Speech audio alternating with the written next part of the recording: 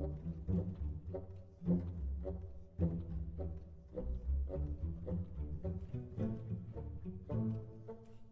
simula ng pagdating 1521. Nagsimula ang lahat sa pagdating ni Ferdinand Magellan noong 1521. Siya ay isang Portuguese na naglayag para sa Espanya upang maghanap ng pagkalurang ruta patungo sa Spice Islands, Moluccas.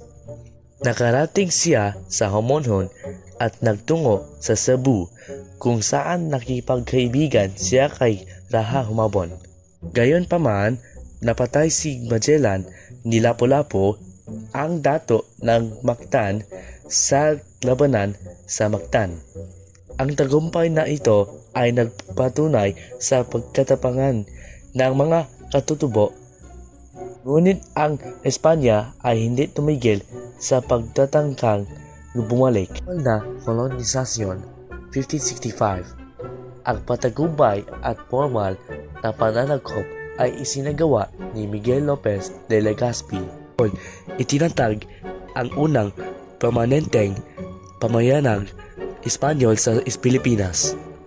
Noong 1571, itinatag ni Legazpi ang Manila bilang punong lungsod, kapital ng kolonya matapos talunin ang mga pinunong Muslim na sina Raha Sulaiman, Raha Lakandula at Raha Matanda.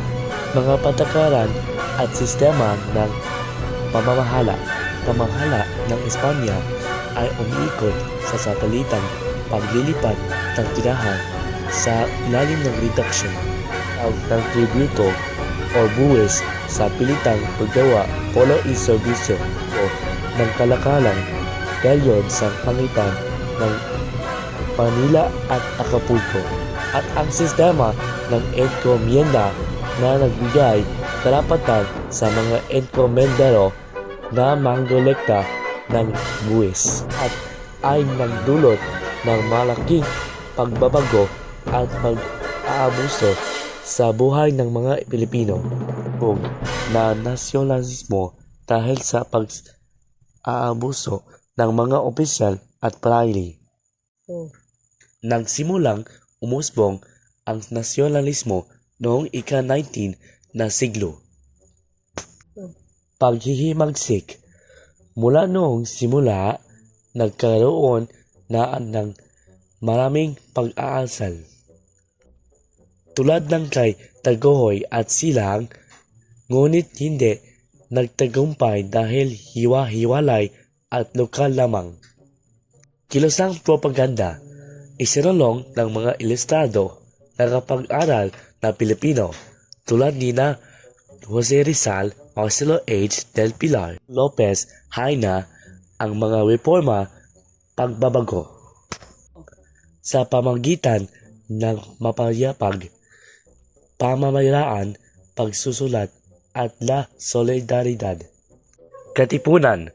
Noong 1892, itinatag ni Andres Bonifacio ang taasan, kagalang-galangan, katipunan ng mga anak ng bayan, KKK. Ayunin nito ang ganap na kalayaan sa pamamagitan ng revolusyon. Wala ang himagsikang Pilipino.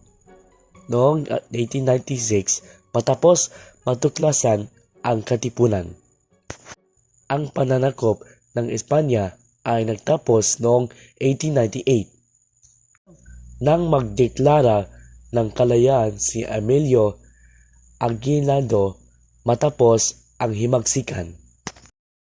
Itong pinagtibay sa kasunduan sa Paris, Treaty of Paris sa pagitan ng Espanya at Estados Unidos.